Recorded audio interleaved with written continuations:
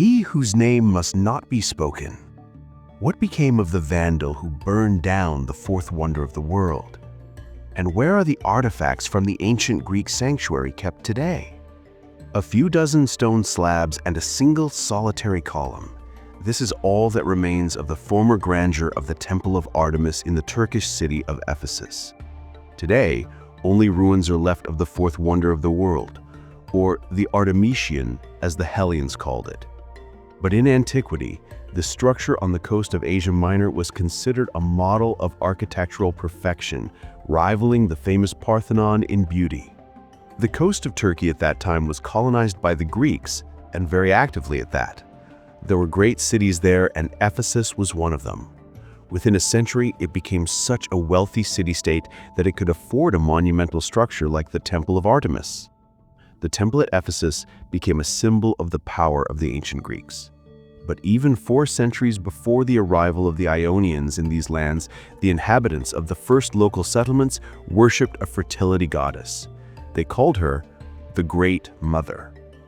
She was depicted as a woman with a bow and many breasts. In the Greek consciousness, the presence of the bow and arrows coincided with the image of Artemis the huntress. The mindset of ancient people was religious. When the Greek colonists arrived, they saw that a goddess of the hunt was worshipped here. They had their own goddess, Artemis. So to whom should they dedicate the temple? To the goddess of the hunt. The construction of the Temple of Artemis began in the mid-6th century BC. From the outset, the structure was conceived as grandiose and fabulously expensive. The question arose of where to find the enormous funds. The Greeks were in luck. Ephesus was under the rule of Lydia at the time. Its king Croesus, who was famed for his legendary wealth, provided the money for the sanctuary of the revered goddess. However, the unique landscape of Ephesus posed a real problem for the builders. The city, set in the mountains, suffered from earthquakes. Therefore, the architect Chersiphron took an unprecedented engineering step for the time. He decided to build the marble temple directly on a marsh. A foundation pit was dug and filled with fine gravel and stone. A large number of charred oak trunks were laid at the bottom to make them more durable. And it was upon this foundation, which would absorb the shock of earthquakes, that the temple was erected. The construction stretched for more than a century and a half. The size and splendor of the temple truly staggered the imagination, over 100 meters long and 50 meters wide. The roof was supported by 127 massive columns. Inside the sanctuary stood a 15-meter statue of the many-breasted Artemis made of ivory, gold, and silver. But the Hellenes did not admire this marble wonder for long. In 356 BC, the architectural masterpiece was destroyed by history's most infamous vandal, Herostratus. Under fire, marble decomposes just like our limestone. There were wooden elements like the gables. Greek temples were painted with plant-based paints made with oil, and believe me, they burn beautifully. Herostratus was the first pyromaniac who decided to leave his mark on history. Afterwards, it was forbidden by law in Ephesus to mention his name, and so people referred to him as the one who must not be mentioned. Only the statue of Artemis was found intact amidst the ashes. Many saw this as a miracle. Herostratus was executed, but the Greeks were still perplexed.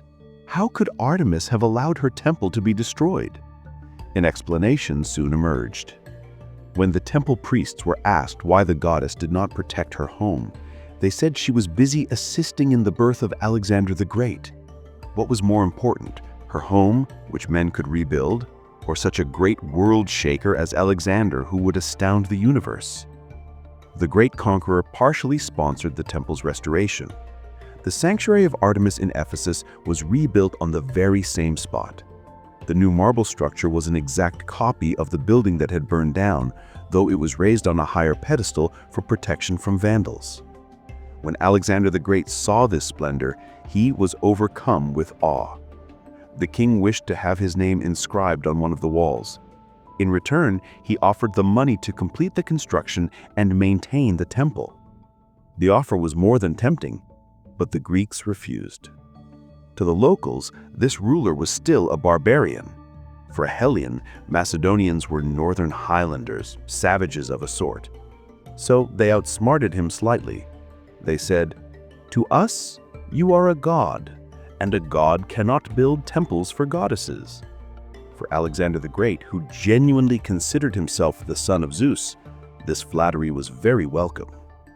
During the Roman Empire, the temple reached the zenith of its glory.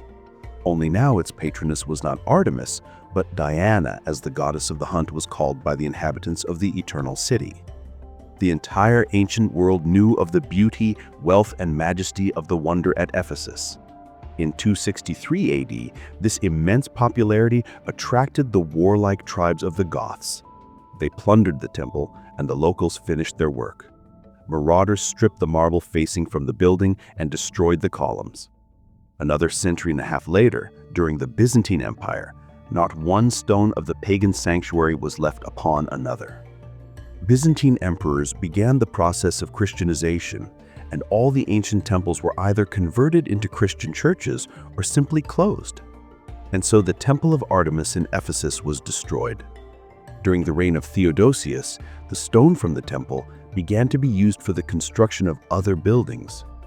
The Seljuk Turks and the Arabs later played a significant role in the temple's destruction as well.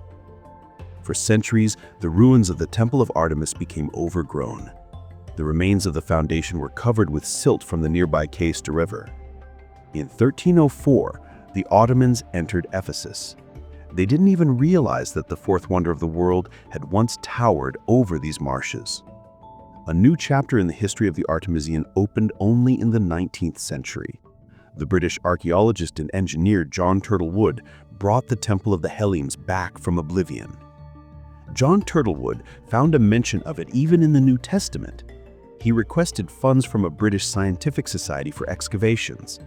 On December 31, 1869, John Turtlewood made his greatest discovery.